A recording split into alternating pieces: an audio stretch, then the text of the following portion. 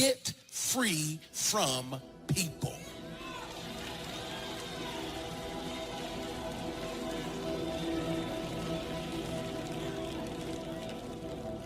The day that you allow the opinions of the outside world to dictate the way you feel about yourself, it is the beginning of the end of you living a blessed and self-loving, secure life.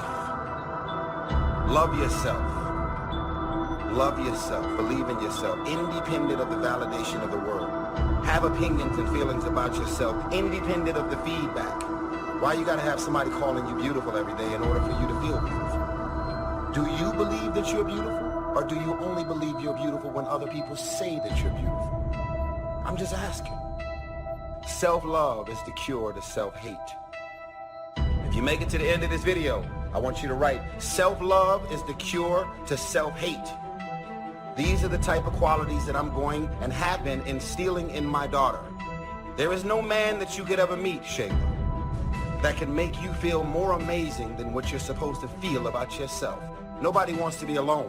But if you show up empty, as an empty shell, and you're expecting this man to fulfill you and fill you up with all of the love that doesn't exist, because as soon as he leaves, you're depleted, you're empty, and you have nothing left for yourself again.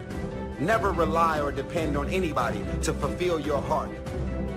I love me even if you stop loving me. I'm amazing when you don't think I'm amazing. You can say the nastiest, meanest, evilest shit that you could ever conjure up. It will never change the way I feel about myself. I'm telling you, that's the way I live my life. That's how I feel about me. Very powerful when you can say, I like who I am. I feel good about myself. I'm proud of who God made me to be. Most people can't do this. They say, I would feel good about myself if I didn't have these weaknesses. I would be happy with who I am if I was a better parent, if I wasn't so jealous, if I was more patient. I would hold my head up high if I hadn't made these mistakes. There will always be some reason why you shouldn't feel good about who you are. The accuser will make sure to remind you of something that you're not doing right, some way that you failed. If you're going to live in victory, you have to put your foot down and say, that's it. I'm done being against myself. The day that you start living your life according to everybody else's opinion is the beginning of the end. Most of y'all don't actually know your self-worth. You don't know your self-value. So you're like a vulnerable little child. You're shaking, and it's like, everybody loves me this week, so I love me this week. Next week, it drops. So now you're running around insecure and not loving yourself, sad and depressed, based on the feedback, the responses, and the energy that the rest of the world is giving you. If you allow your self-worth to be based on what other people think of you, is the beginning of the end. I love me. So the day that you decide to stop loving me, I'm not gonna love myself any less. I believe in me. If you stop believing in me, I'm not gonna believe in myself any less. If you believe that I'm irrelevant and that I don't mean anything to the world, that no one is checking for me, because you think or believe that about me, it doesn't mean that I'm gonna believe it about myself. You spend your life performing for a crowd, it'll kill you. And you're like, I'm good. I'm not a singer. I don't perform for people. It's gotten much deeper than that now. It's the feeling that we get when we start offering ourselves up in a form that is more impressive to people, but is not authentic to us. Is the mode that we all get tempted to get into when we start trying to bring a version of ourselves to a situation that we think will make a good impression. Sometimes you can really be functioning in a role, but deep down feel like you are not really capable and you are not really worthy of the role. And so when people give you a compliment, you can't even receive it because it feels like they're talking about somebody else, because you know so much about yourself that you explain away your strengths and wallow in your weaknesses. It's called imposter syndrome or fraudulence complex. That peace that we're after lies somewhere beyond personality, beyond the perception of others, beyond invention and disguise, even beyond effort itself. Your need for acceptance can make you invisible in this world. Don't let anything stand in the way of the light that shines through this form. Risk being seen in all of your glory. Our eyes are not viewers. They are also projectors that are running a second story over the picture that we see in front of us all the time. Fear is writing that script, and the working title is, I'll Never Be Enough. And don't worry if you miss your cue, because there's always doors opening. They keep opening. And when I say life doesn't happen to you, it happens for you, I'm just making a conscious choice to perceive challenges as something beneficial so that I can deal with them in the most productive way. You'll come up with your own style. That's part of the fun. Oh, and why not take a chance on faith as well? You can protect yourself from negativity. And that's what stops most people, negative thoughts. You can coat your mind from negativity. It's a real simple exercise to do. I do it every morning before I walk out the door. So I walk out as a positive person. You know, I get tired sometimes. That's different from being negative. But to coach your mind from negativity is with one simple thing, gratitude. Gratitude erases negativity. If you wake up in the morning and you start having negative thoughts, man, this ain't my day. I'm tripping, I just don't feel myself. Every time you feel, in the middle of the day, if you feel yourself doing that, stop, just stop for a second. And start going over in your mind everything you have to be grateful for. Not everything you want, everything you already have. Because what you have is substantial. The fact that you woke up, that's another blessing. The fact that you can see, think, reason, that's another blessing. The fact that you have an opportunity to get it right is another blessing. The fact that you have any measure of health, that's another blessing. And I'm just talking to you, I don't even know you. I could give you 50 things you ought to be grateful for right now. I don't even know you. Start coating your mind with gratitude. It'll change everything for you. It's something in me that says, I need to do this. So that's the first voice. But we've trained ourselves to ignore this voice and listen to the second voice that I believe is a collection of the average society. It's what we learned. It's the practical voice, the should voice. Whenever you say I should do, where are you getting that from? What society says. But we forget society's kind of crazy. There's a lot of unhappy people there, a lot of addictions, a lot of stuckness. It's like, why are we using them as the bellwether that we should get our advice from, right? So this first voice goes, I think we should do this. And we go right to this voice that says why we shouldn't. So for instance, there's many people that feel guilty about something. If you actually go to your heart, you can understand at a true level why you could have done something like that. Everyone can. But what causes our pain is trying to get society to understand why we did something. But the collective society isn't at a consciousness where they've forgiven themselves for anything. So there's a lot of judgment you'll look at in yourself if you look at yourself through society's eyes.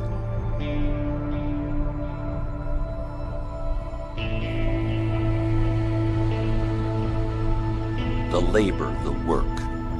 Some people go for affirmations, but see that I do believe in affirmations, but here's the key on affirmations, and that is to affirm the truth. Affirm the truth. If you're broke, best thing to affirm is, I am broke. You put that up on the refrigerator where you can see it every day. It'll drive you to sign up for a class to learn a skill so that this doesn't happen anymore. Now, if that doesn't do it, reaffirm and put this up there. I'm 40 and broke. That's a lot more alarming. Something might be wrong with your philosophy, your policy, your plan, and your strategy. So, affirm, yes, but always affirm the truth. Here's what the old prophet said. The truth will set you free. Now,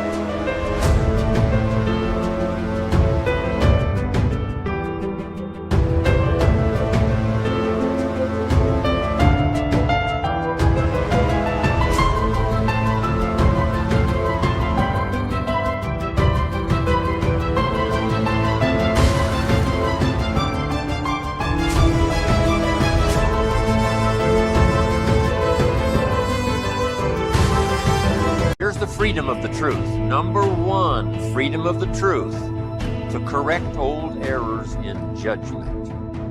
That's the freedom of the truth, because if you don't speak the truth, then you're likely not to correct the errors in judgment. If something's wrong, but you say, hey, it's fine, it's fine, it's fine, how are you going to correct the errors in judgment that made it wrong? So you can't say it's fine, it's fine, it's fine, and finally it turns out to be fine. Say, no. The only way to go from wrong to fine is not by affirmation.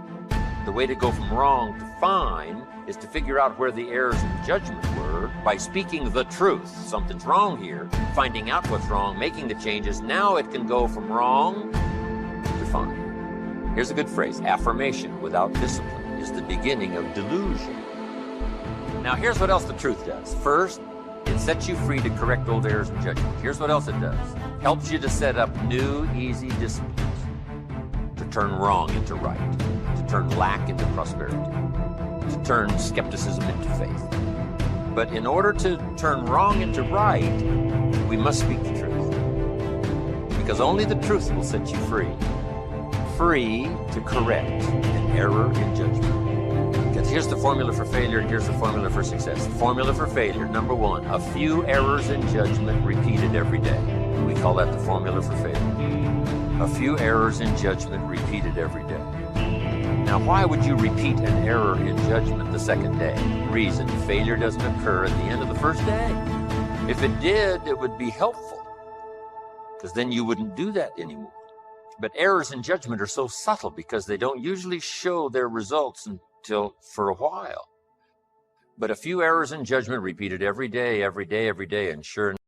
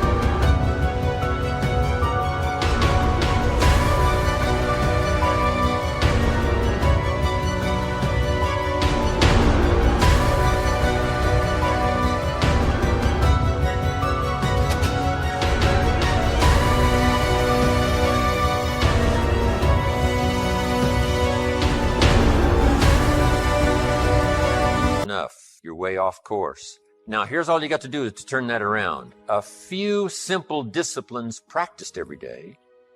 A few simple disciplines practiced every day starts to create success. Not at the end of the first day. The first day is the end of a new beginning. the first day, that you've started a new track, that you've started a new direction. So we must all speak the truth. So affirm the truth. Yes, affirm God is good. Yes, affirm life is full of possibilities. Yes, affirm all the truthful possibilities. But you don't need to try to trick yourself into saying something is okay when it isn't okay. Some people say every day in every way I'm getting better and better. And if that's not true, see, that we call that delusion. If it's not true, if it is true, then it's wonderful, it's fabulous, we should celebrate. But if it's not true, every day in every way I'm getting better and better, see, if that's not true, then it is an affirmation that's destructive. Trying to prove people wrong or right about you is a cheap level of motivation, and it will wear out. In other words, not the lack of it, it's not the best type. People say, well, hey, Tom Brady, 6th-round draft pick. I mean, he's constantly trying to prove them that they picked the wrong guys. You think he's become the greatest football player of all time because he's trying to prove people from 20 years ago wrong about where he was drafted. You don't get elite performance. Tom Brady is where he is because he sets standards for himself and has massive goals and ambitions for himself, not to prove other people wrong. Yeah. And so I think it's low-level motivation. I do it too. It's the symptom of the same disease. So proving your family wrong or right is a symptom of the same disease, which is you are still obsessed with what other people are thinking about you and doing things that make you happy, that enrich you, that fulfill your soul. And so the irony about spending your life worrying about what everybody else thinks about you is that those people will never be thought about after they're dead. So they spend their life obsessed.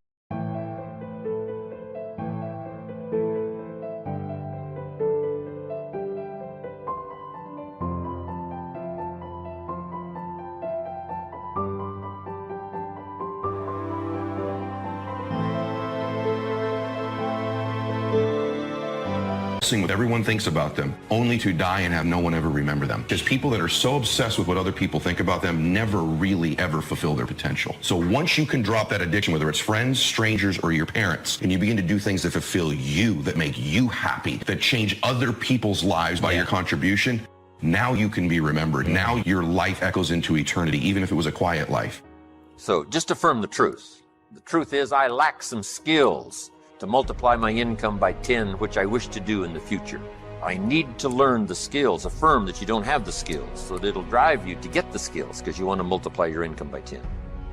Yes, it is true. All things are possible to the believer. It is true. Errors in judgment lead to devastation. We don't just need the truth. We need the whole truth and nothing but the truth. Here's what we don't need: delusion. You don't need delusion in order to try to make something out of nothing. All you need is this simple little formula to imagine, because imagination is so powerful. It's the beginning of creating all things that we see. Then faith to believe it's possible. It says what? With faith, everything's possible. Without faith, nothing is possible. So that's a good study to make, creating faith to believe it's possible. But now we deposit faith and imagination into muscle, into discipline. Michelangelo was a genius, but it wasn't his genius that created this famous sculpture. But his genius was so strong and he believed in it so thoroughly that he picked up the chisel and the hammer. And it was the muscle and the chisel and the hammer that created the sculpture. And without the discipline, there would be no sculpture. But if you take your genius, if you take your ideas and your inspiration and your excitement and translate it into muscle, if you want good health, you can study every book there is, and you can believe that it's possible to be healthy. But until you fall on the floor and start doing the push-ups, until you jog around the block, right?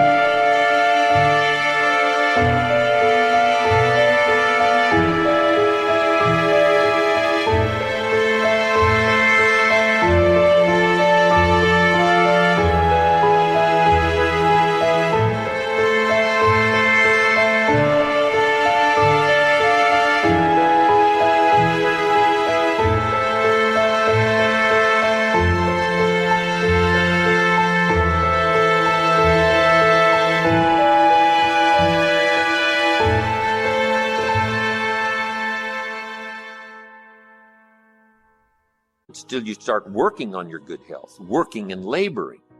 Labor pains, we call it. So add this to your repertoire of good ideas. New life only comes from labor.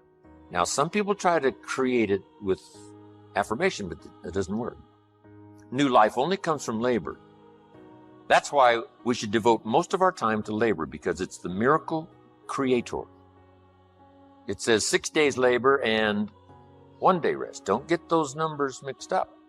And here's why. It isn't rest that creates the miracle. It's labor that creates the miracle.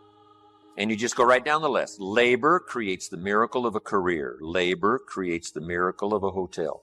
Labor creates the miracle of a fortune. You can have plenty of miracle. You don't need to engage in delusion.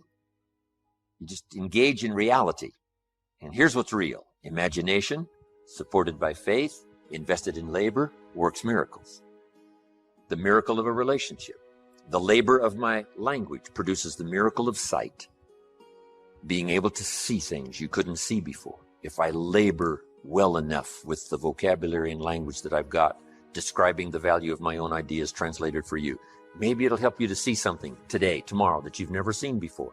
So the labor of my language, the work, and lecturing is hard work. They say 1 hour of intense lecturing is like digging ditches for 8 hours. The intensity and the energy and the vitality it takes, right? You just become almost exhausted sometimes in laboring with words to get your vocabulary out there where it touches someone's consciousness so that they can see something they've never seen before. And we call that miracle stuff. I don't know how it works. You don't need to know how it works. All you need is a simple analysis like this. But the labor takes the idea, supported by faith. Step 1, wake up early, gonna rise with the sun. Step 2, get some good, some food in you. Step 3, think real hard about what you wanna be. Step 4, everybody just do your thing. Wake up, today's gonna be a good day. Wake up, today's gonna be a good day. Wake up, today's gonna be a good day. Wake up, today's gonna be a good day. Wake up, today's gonna be a good day. Wake up, today's gonna be a good day.